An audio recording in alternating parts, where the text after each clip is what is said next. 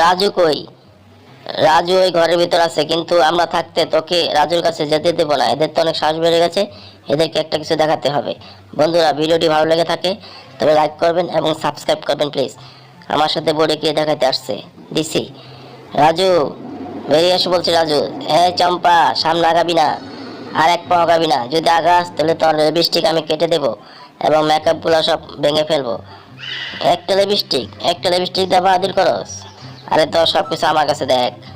রাজুর বাচ্চা, তোকে আজকে দেখাচ্ছি। এই সাবধান, আর এক পা আগাবি না, পিছে যা, তাহলে সব ভেঙে ফেলবো।